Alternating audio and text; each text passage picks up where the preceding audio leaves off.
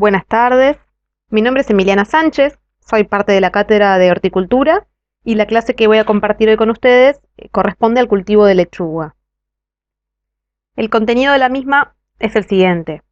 Vamos a ver un poco el origen de esta planta, de este cultivo, cuál es la importancia, no solo en producción y en consumo, sino también nutricionalmente, aspectos botánicos, fisiología. Acá vamos a separar en etapas para poder analizar cada una y ver los requerimientos y particularidades de cada una.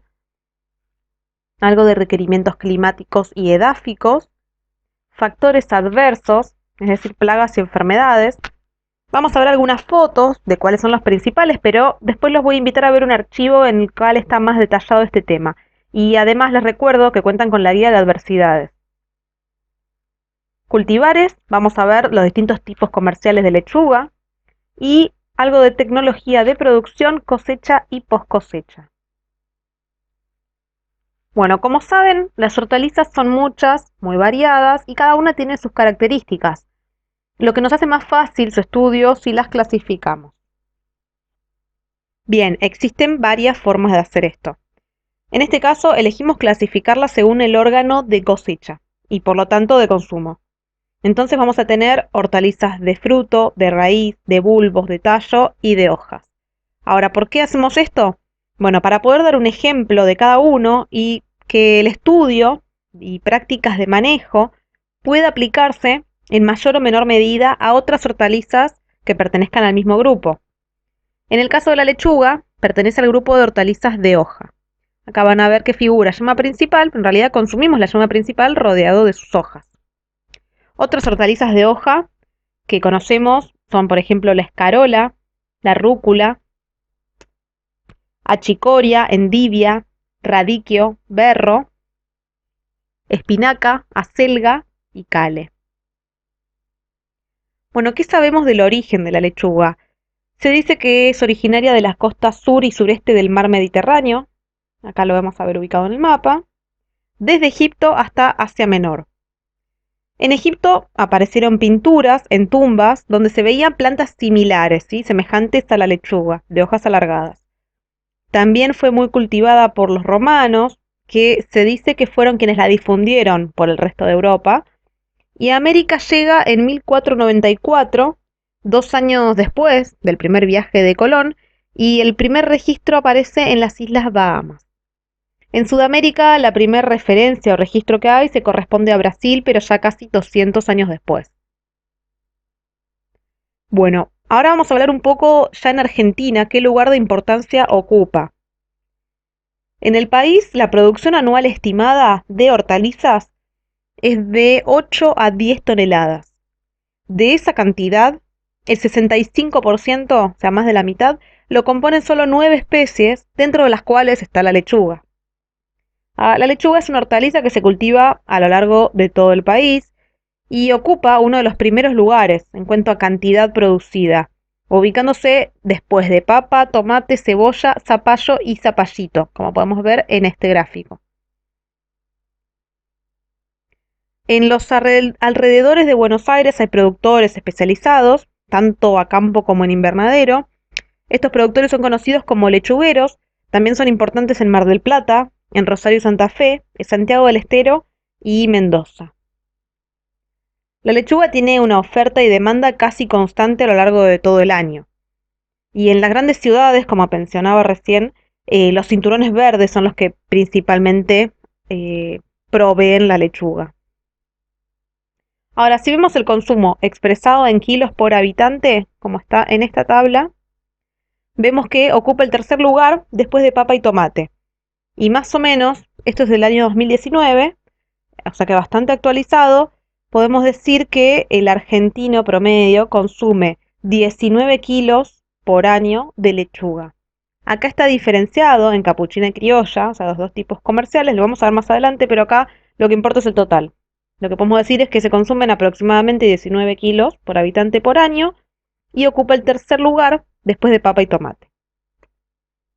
Acá podemos ver en porcentaje cuáles son las provincias, ¿sí? de las cuales el mercado central de Buenos Aires, recibe lechuga. Vemos que lógicamente Buenos Aires es la que provee casi el 90%. ¿Por qué digo lógicamente? Porque, como saben, es una hortaliza altamente perecedera y si bien se transporta a largas distancias, la mayoría de los grandes centros urbanos se abastecen de los productores de la periferia, ¿sí? O sea, de productores cercanos. Acá vemos, para retomar lo que veníamos diciendo de la oferta y demanda, que era casi constante a lo largo de todo el año, tenemos a la lechuga capuchina, que vamos a ver en verde las toneladas y en rojo el precio. Lo mismo con la lechuga mantecosa y por último la criolla. Más adelante vamos a ver la diferencia, ¿sí?, de estos tipos comerciales. Ahora nos enfocamos en lo que es la oferta. Vemos que independientemente de que hay picos de subas y bajas en toneladas, hay producción durante todo el año. Y que lógicamente los precios acompañan, ¿sí? Cuando la oferta es menor, los precios son mayores. Dando un poco más de detalle, en este gráfico, que pertenece al boletín hortícola del mercado central, se ve cada tipo de lechuga, ¿sí? Y muestra que el tipo comercial que más aparecen o que más figuran son criolla y mantecosa, ¿sí? Seguida por la capuchina. Acá ya vamos a empezar a hablar del valor nutritivo y es donde me quiero detener un poco, ya que me interesa resaltar la calidad. ¿Por qué? Porque normalmente se la considera la lechuga como un componente más de una dieta, pero simplemente por su bajo aporte calórico, ¿sí? Se la subestima en cuanto a su calidad nutritiva. No olvidemos que además de un alto porcentaje de agua, como casi todas las hortalizas, aporta vitaminas, minerales y fibra. Todos estos componentes tienen una importancia en la salud humana, ¿sí? Por lo tanto, podemos clasificar a la lechuga entre los llamados alimentos funcionales. Para los que no estén familiarizados con este término, básicamente un alimento funcional es aquel que, además de su función de nutrir al ser consumido, aporta beneficios a la salud humana. Entonces, ¿por qué es importante la lechuga dentro de nuestra alimentación? ¿Por qué se ha convertido en un alimento tan importante? Bueno, porque aporta fibra, que favorece el funcionamiento del sistema digestivo. Además nos aporta vitaminas del grupo B, como la tiamina, que es B1, que colabora con el funcionamiento del sistema nervioso, o la riboflavina, o B2, que colabora con el sistema inmunológico, o niacina, que es la B3, que interviene en la obtención de energía, ¿sí? A la vez mejora el sistema circulatorio, participa en la estabilización de la glucosa. O sea, vemos que tiene un montón de beneficios. También aporta ácido ascórbico, que es la fracción de la vitamina C que tiene función antioxidante. Bueno, por todo esto es importante incluir a la lechuga dentro de la dieta humana. Acá en la tabla, más que nada lo que quería mostrarles es la diferencia que hay entre los diferentes tipos de lechuga.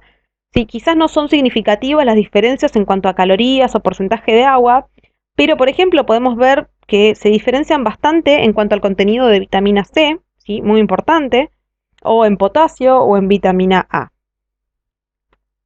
Ya ahora vamos a pasar a la parte botánica.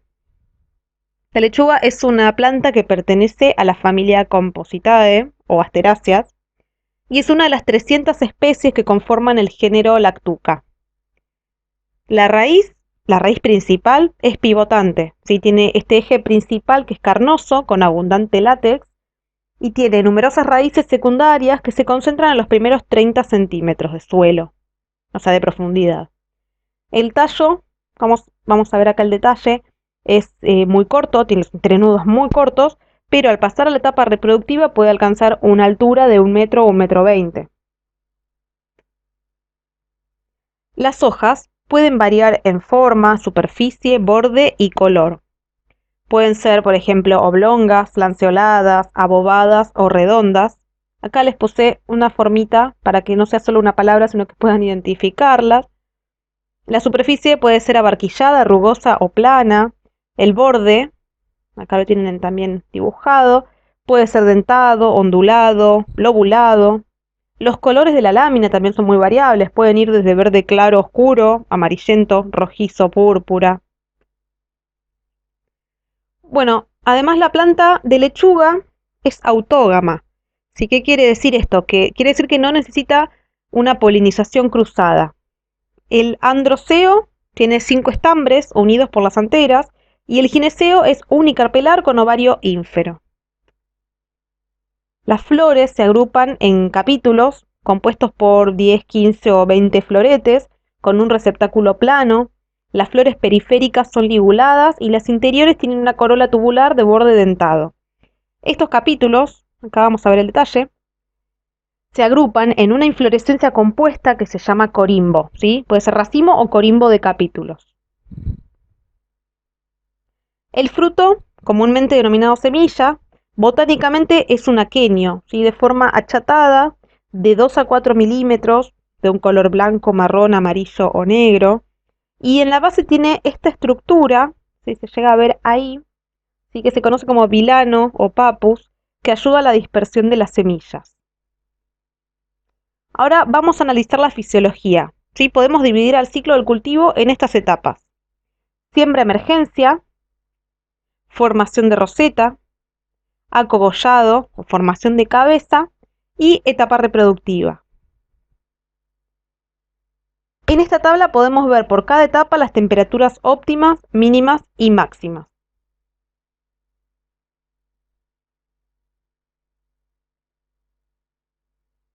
En la primera etapa del cultivo, o sea, la germinación, hay dos cuestiones, o sea, dos características de la semilla que dificultan que pueda germinar y emerger de forma pareja. ¿Sí? Las semillas son sensibles a las altas temperaturas, es decir que si durante la etapa de imbibición es sometida a más de 30 grados, entra en dormición, ¿sí? Y a esta dormición se la denomina secundaria. El otro fenómeno es la inhibición de la germinación, pero por la oscuridad, y a esta se la llama escotodormición, ¿sí? O sea, teníamos una dormición secundaria cuando es sometida a más de 30 grados y una dormición causada por la oscuridad. Esta dificultad a germinar con las altas temperaturas es variable, es decir que no es lo mismo para los distintos tipos de lechuga. Por ejemplo, en esta tabla podemos ver esa diferencia, como para la lechuga capuchina, la temperatura máxima que admite, o sea, la máxima que admite para que germine la mitad de sus semillas es 32, mientras que para la lechuga mantecosa es 25, o sea que ambas toleran diferentes temperaturas máximas. Ahora vemos el efecto de la oscuridad en la semilla.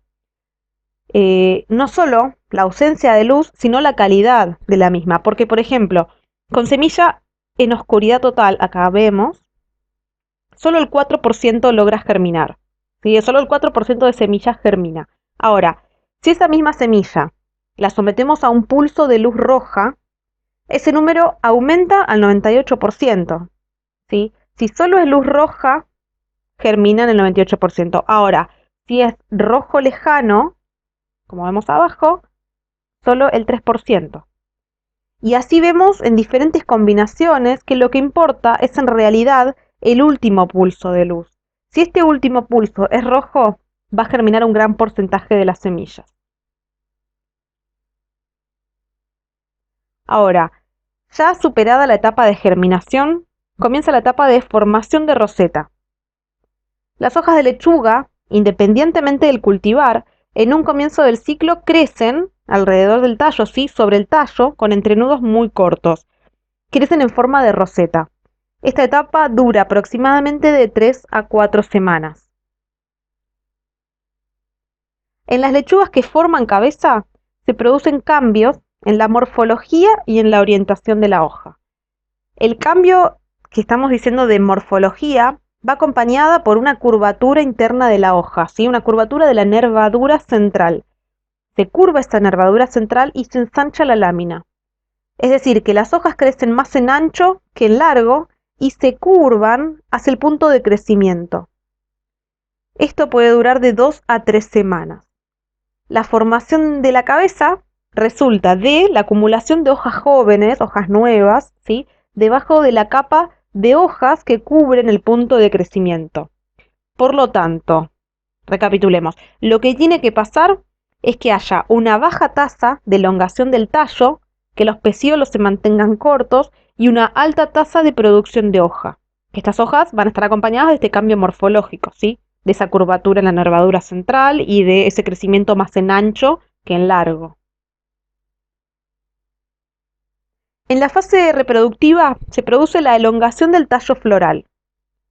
Acá hay un efecto combinado de la temperatura de crecimiento, el fotoperíodo y otro efecto de la temperatura, pero la temperatura baja, que se da por vernalización. La semilla puede ser vernalizada, ¿sí? Y cuando la temperatura de crecimiento es menor a 18 grados, la planta puede florecer, pero luego de formar cabeza. Pero ojo, si la temperatura de crecimiento es mayor a 18 grados, puede florecer incluso antes de formar cabeza. Si bien existen diferencias en la respuesta al largo de día, es decir, a la sensibilidad que tienen ante este factor, los fotoperíodos largos aceleran la floración en general. Se hicieron varios estudios, ¿sí? con esto del largo del día, pero los que evaluaron estos estudios generalizan tres grupos, al menos tres grupos. Un grupo que es de un cultivar, ¿sí? de cabeza crespa americana, que con fotoperiodos de 10 a 13 horas es insensible, pero con fotoperiodos mayores disminuye el tiempo a floración. Otro grupo puede ser el de cabeza mantecosa europeo, que tiene una respuesta que a mayor fotoperiodo florece más rápido. Y un tercer grupo de floración temprana que actúa como neutro, ¿sí? O sea que sería como insensible al largo del día, es indiferente al fotoperíodo. Bueno, ahora hablemos de los requerimientos climáticos. La lechuga es un cultivo de clima templado fresco. La semilla no germina inmediatamente después de ser cosechada, sino que tiene una dormición y se tiene que esperar unos meses para que pueda germinar correctamente. Ya vimos anteriormente las temperaturas óptimas para esta etapa. Y si se dan estas condiciones de temperatura óptima, la semilla tardaría aproximadamente 2 o 3 días para estar emergiendo. Para la etapa de crecimiento, las temperaturas óptimas son las siguientes, ¿sí? Y es conveniente que la temperatura de día no sea alta y que la nocturna sea fresca, porque si no, ¿qué pasa? Corremos el riesgo, que lo vimos anteriormente, de que florezca, perdiendo así el producto. Recuerden que, a menos que sea un cultivo destinado a semilla, o sea, a producir semilla, justamente lo que queremos cosechar es las hojas, ¿sí? Es la parte vegetativa de la planta, o sea que queremos evitar que pase a ese estado reproductivo.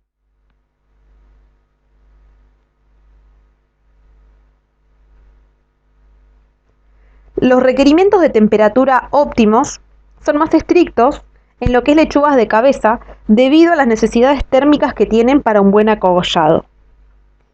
¿Qué pasa ahora si las temperaturas son más altas de este óptimo? Si acá que nos sobrepasamos de ese óptimo, bueno, la lechuga va a tener un sabor amargo, las cabezas no van a tener firmeza, pueden florecer prematuramente y se favorece la aparición de tip burn o quemado del borde de la hoja. Lo vamos a ver más adelante, este problema. Bueno, y en cuanto a las bajas temperaturas, ¿sí? Si son menores al óptimo, dijimos que es un cultivo de clima templado, o sea que las bajas temperaturas no serían tan problemáticas. Pero ¿qué ocurre? Hace más lento el crecimiento. Y si ocurren heladas, ¿sí? Sobre todo cerca de la madurez comercial, las hojas externas pueden sufrir daños. Y además, estos daños pueden ser la entrada para algún patógeno. Bueno, en requerimientos de suelo, ¿qué tenemos que saber? La lechuga puede crecer en cualquier tipo de suelo siempre y cuando tenga un buen drenaje, ¿sí? Y una textura uniforme y que sea fértil.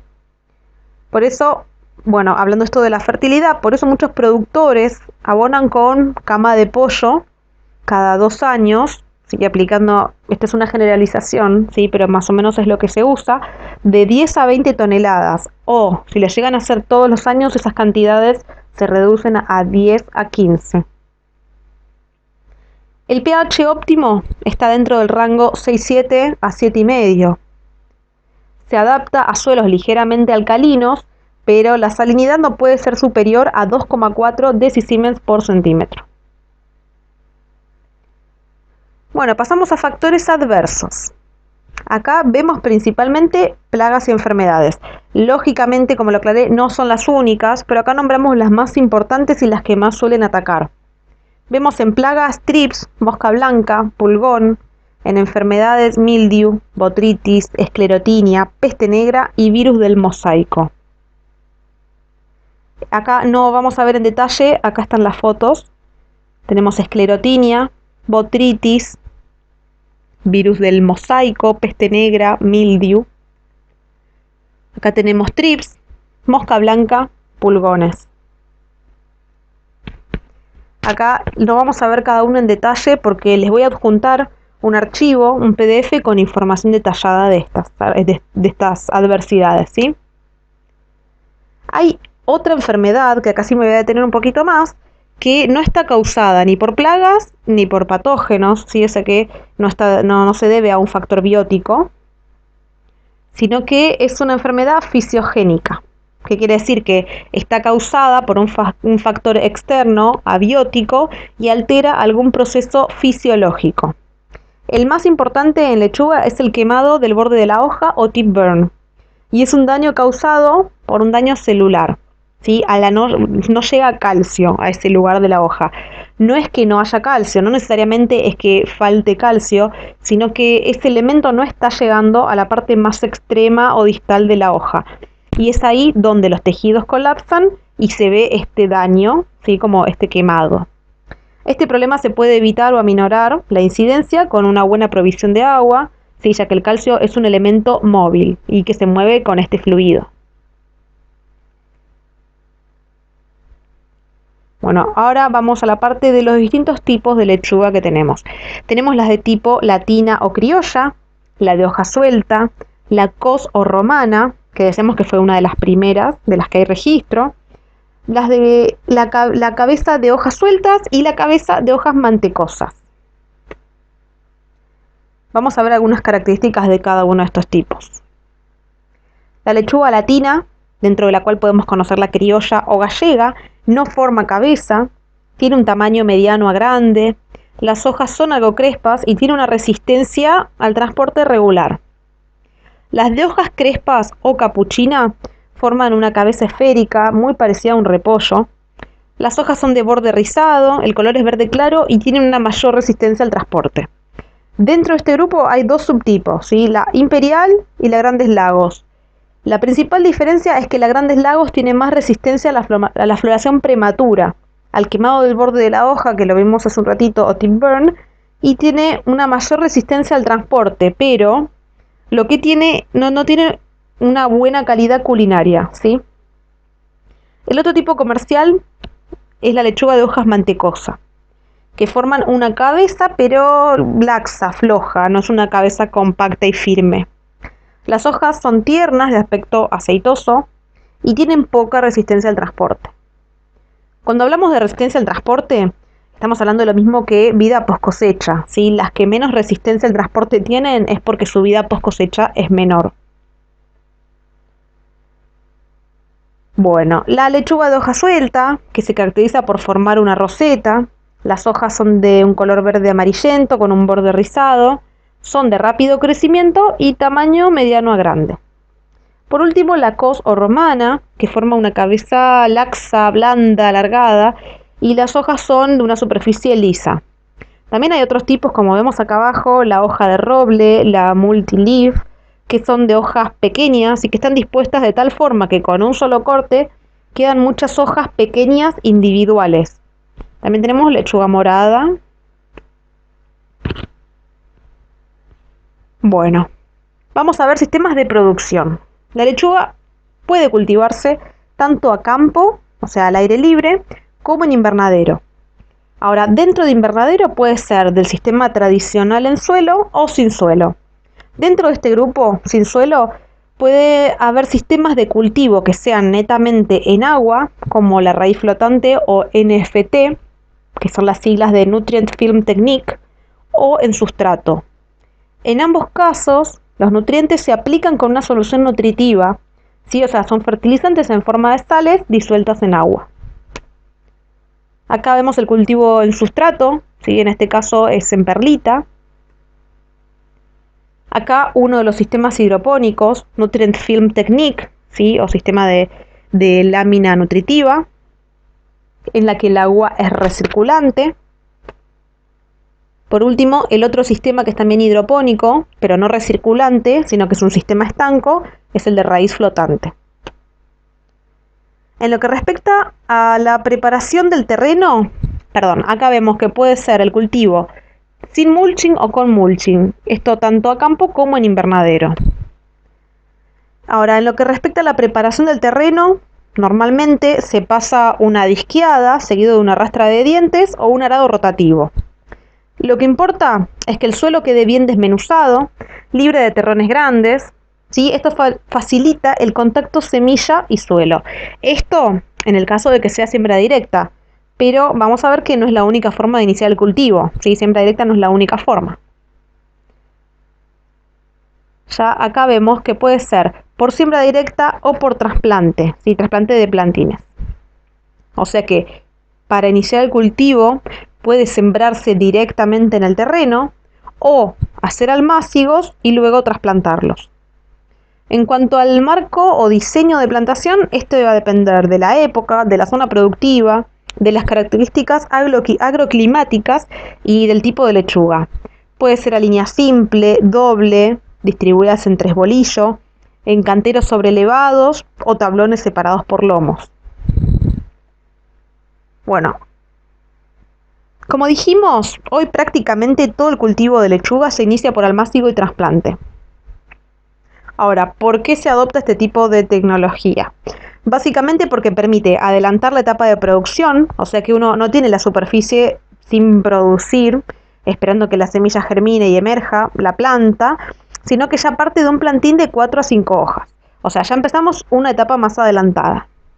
El ahorro de semilla es otro de los objetivos, sobre todo cuando se trata de semillas híbridas que son más costosas, y el hecho de tener una buena distribución de plantas en el terreno. El plantín que se utiliza puede venir con la raíz desnuda, o sea, ya casi en desuso esta técnica en la actualidad, o con el pan de tierra, o sea, a raíz cubierta. Básicamente esto evita el shock del trasplante y la planta es más equilibrada y uniforme. Y esto de evitar el shock del trasplante hace que la planta, una vez en lugar definitivo, pueda reanudar su crecimiento rápidamente. Tema producción de plantines lo vemos con más detalle en la clase de propagación, ¿sí? Acá simplemente les quería mostrar cómo varía, acá vamos a ver una tabla en cómo varía el número de celdas, el volumen de celda y el número de plantines. Estas son las bandejas que se utilizan generalmente para hacer los plantines. Para lechuga se utilizan de más celdas, más pequeñas, pero quería mostrarles el material. Vemos que al aumentar el número de celdas, lógicamente el volumen de cada una de ellas disminuye, pero el número de plantines por metro cuadrado aumenta, ¿sí? Esto es importante, pero sobre todo para el productor de plantines, ¿sí? Para ver de qué manera usa más eficientemente el espacio físico. O sea, técnicamente, para lo que es calidad de plantín, mientras mayor sea el espacio donde crece la raíz, mejor, ¿sí? Pero esto va en detrimento de la eficiencia en el uso del espacio, porque en la misma superficie voy a tener menos plantines. Acá podemos ver fotos de una plantinera comercial, acá arriba, de un plantín listo para ser trasplantado y un trasplante recién hecho. En esta foto vemos una de las máquinas sembradoras, ¿sí? Son sembradoras automáticas que se usan en las plantineras. Acá vemos otra. Esta es una foto un poco más antigua y vemos que usaban estas bandejas, ¿sí? de telgopor. Bueno, ahora pasamos a la parte de labores culturales. Tenemos en primer lugar el raleo. Esto es en el caso de que sea siembra directa, ¿sí? Porque especialmente en la siembra a chorrillo, donde seguramente van a emerger más de una planta en el mismo lugar. En este caso, ¿sí? Cuando la planta tenga de unos 8 a 10 centímetros de altura, se elige y se deja una sola planta, o sea, se elimina y se deja una sola planta. Ahora, en el caso de almácigo y trasplante, esta situación no ocurre. ¿Por qué? Porque simplemente se coloca un plantín por lugar, ¿sí? Se trasplanta un plantín por lugar. Lo que sí puede suceder en este caso es que algunos no sobrevivan al trasplante y entonces lo que se hace es se va recorriendo el campo o el invernadero y se reemplazan por plantines nuevos en el lugar donde hayan muerto. Esta se conoce como refallo. ¿Sí? Siempre hay un porcentaje de plantines que se sabe que no van a sobrevivir y se reemplazan. El control de malezas se realiza mediante carpidas o con herbicidas o ambos. Y también hay una técnica que ayuda a evitar el enmalezamiento, que es la utilización de mulching. En cuanto al riego, va a depender de las características del suelo, de factores climáticos y del nivel de tecnificación del productor, ¿sí? El mismo puede ser por aspersión, por manto, por surco, por goteo. La mayoría de cultivos actualmente riegan por goteo, especialmente en lo que es invernaderos, y además le aplican el fertilizante con este riego, ¿sí? Haciendo lo que se denomina fertirriego. Y ya que hablamos de fertilización, podemos ver que el ciclo de lechuga tiene un máximo de absorción de nutrientes hacia el final del ciclo, ¿sí? Donde se absorbe el 70% de la cantidad total de nutrientes. Entonces, la aplicación de fertilizantes, especialmente de potasio, se tiene que dar cerca de la madurez comercial, ¿sí? O sea, cerca de la cosecha. Una de las prácticas comunes en el cinturón verde es abonar con cama de pollo. Ya lo nombramos antes, sí, pero acá vamos a hacer la aclaración importante de que esta cama de pollo siempre debe aplicarse compostada, nunca fresca. Bueno, ya estamos llegando al final del cultivo. Vamos a ver la cosecha, que puede ser manual, mecanizada o semi-mecanizada. En el país prácticamente es manual. Se corta con cuchillo al ras del suelo, como pueden ver en la foto. Se le quitan las hojas externas que estén sucias o deterioradas. El criterio de cosecha va a ser distinto según el tipo de lechuga, ¿sí? Por ejemplo, en el caso de lechugas que forman cabeza, como pueden ser las capuchinas, se cosecha cuando la cabeza está compacta. Porque, ¿qué pasa? Si está muy suelta significa que está inmadura, y si está muy firme, está sobremadura. Esto se cumple aproximadamente en 90 días en verano y en 120 días en invierno. Ahora, si vemos las lechugas de tipo latino, se pueden comenzar a cosechar, al alcanzar el tamaño de comercialización. Que este tamaño de comercialización, digamos, es desde la mitad, abarca desde la mitad del tamaño máximo hasta ese tamaño máximo. ¿Qué quiere decir esto? Que cuando llega a la mitad de su peso final, ya se puede levantar en cualquier momento. Entonces, ¿qué es lo que define ese momento justo? Bueno, el precio de mercado. En el caso de las lechugas de hoja suelta, que el ciclo es muy corto, ya a los 45 días se puede estar cosechando. Finalmente, la poscosecha. Acá hay algunas características de esta planta que la hacen de una muy corta vida poscosecha, ¿sí? Que son la epidermis delgada y una alta relación superficie-volumen. Esto le da una alta tasa transpiratoria, lo que resulta en un rápido deterioro. Una vez cosechada la lechuga, si no va a un galpón de empaque directamente, se la coloca en jaulas de madera, que pueden llevar unos 12 a 15 kilos si es de tipo latina, o unos 15 a 18 si es capuchina. El otro caso es que vaya a un galpón de empaque, en donde primero se lleva a cabo el preenfriado, ¿sí? Es esencial para mantener la vida post cosecha. Después del preenfriado, la clasificación y la limpieza, el lavado y desinfección. Esto es importantísimo. El lavado y desinfección es importantísimo, ¿sí? Para tener un producto inocuo y seguro, ya que este lavado eliminaría los restos de materia orgánica o tierra. Esto, ¿por qué es importante? Porque recordemos que la lechuga se consume en fresco, ¿sí? Sin procesos de cocción y en muy corto tiempo desde que se cosecha, ¿sí? De ahí la importancia de que sea un producto inocuo. Bueno, después del envasado, que puede ser en bolsas de plástico, películas plásticas, finalmente se almacena. Ahora, las condiciones óptimas de este almacenamiento son 0 grados y humedad relativa 95%. Si se cumplen estas condiciones, las lechugas capuchinas pueden tener, recordemos que hablábamos de las lechugas capuchinas que tenían una alta resistencia al transporte, ¿sí? O sea que uno puede intuir que van a tener mayor capacidad de ser almacenadas. Entonces, de 2 a 3 semanas pueden estar en almacenamiento las lechugas capuchinas, y las de tipo latinas solamente 1 a 2 semanas. Acá podemos ver algunos de los tipos de empaque, los cajones tipo jaula o torito y los canastos. Llegamos al final del cultivo, espero que se haya entendido. Voy a dejar unos archivos anexados para que puedan chequearlo de adversidades en más detalle, unos videitos de mejoramiento que no lo vimos acá porque lo va a hablar gente de INTA a la consulta, que está trabajando con mejoramiento de lechuga, y bueno, quedo a su disposición para cualquier consulta. Muchas gracias.